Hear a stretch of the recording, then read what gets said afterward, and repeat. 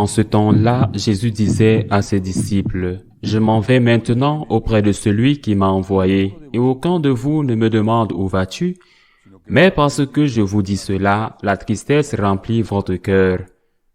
Pourtant, je vous dis la vérité, il vaut mieux pour vous que je m'en aille, car si je ne m'en vais pas, le défenseur ne viendra pas à vous. Mais si je pars, je vous l'enverrai. Quand il viendra, il rétablira la culpabilité du monde en matière de péché, de justice et de jugement. En matière de péché, puisqu'on ne croit pas en moi.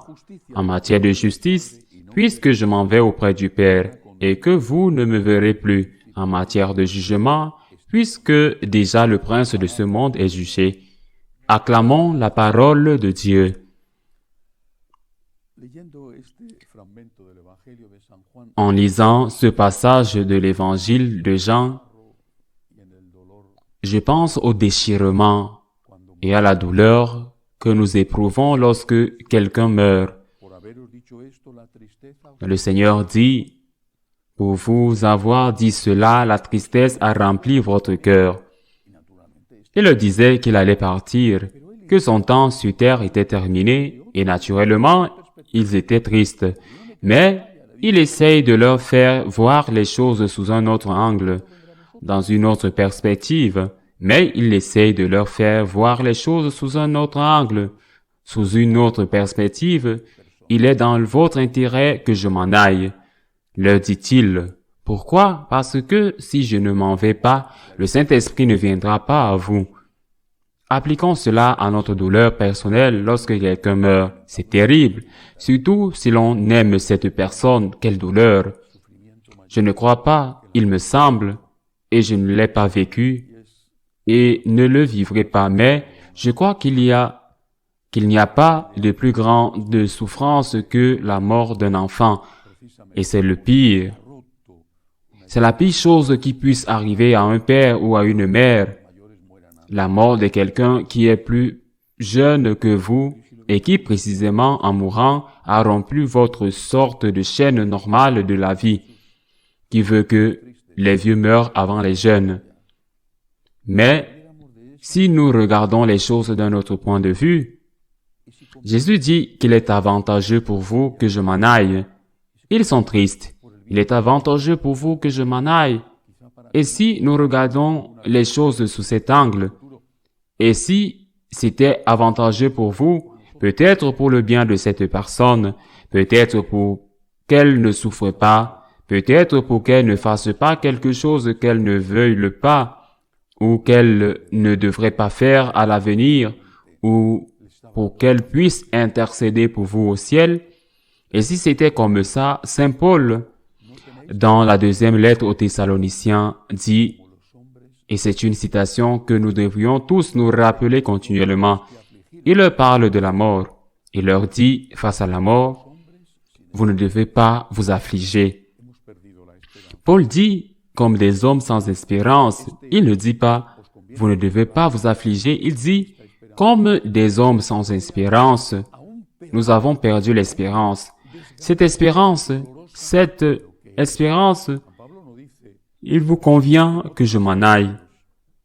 Cette espérance rend la mort encore pire, encore plus déchirante et douloureuse qu'elle ne l'est pas. Saint Paul ne dit pas, face à la mort, vous ne devez pas vous affliger. Nous ne voulons pas que vous soyez ignorants du sort des morts, dit Saint Paul, de peur que vous ne vous affligiez comme deux hommes sans espérance. Pas de peur que vous ne vous affligiez. Comment pouvons-nous nous affliger? Comment ces apôtres peuvent-ils ne pas s'affliger? Mais pas jusqu'au désespoir.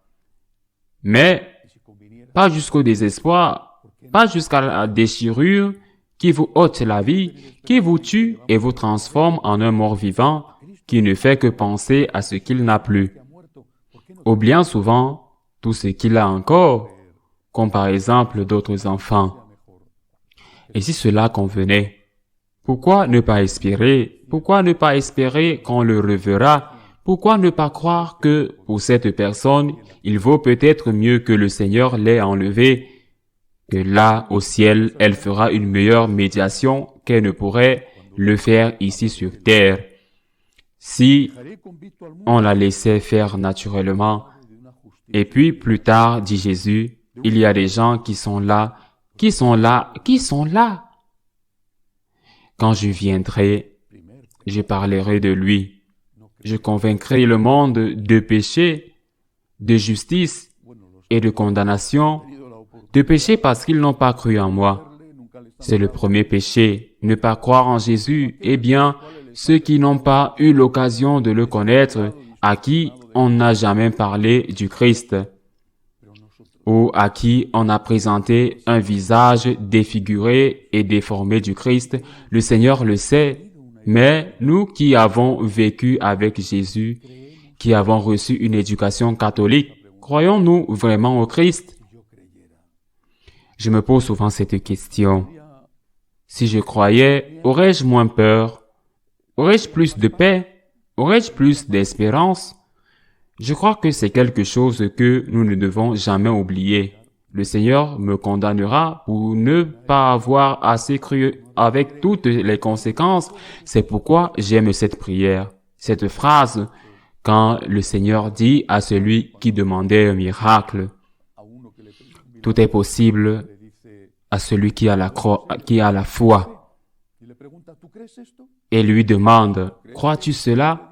Crois-tu qu'il est le Fils de Dieu? » Et il répond humblement, « Je crois, Seigneur, mais augmente ma foi. » Demandons ceci au Seigneur, « Augmente ma foi pour qu'avec plus de foi, je puisse affronter la mort sans perdre l'espérance, pour qu'avec plus de foi, je puisse m'abandonner en toi, avoir la paix, ne pas me sentir accablé, angoissé par tant de choses qui m'enlèvent la paix, et pour que je ne sois pas accusé de ne pas avoir cru, de ne pas avoir été juste avec Dieu et de m'être laissé entraîner par les tentations du diable, qui sont toujours des tentations pour nous séparer du Christ et pour nous enlever l'espérance.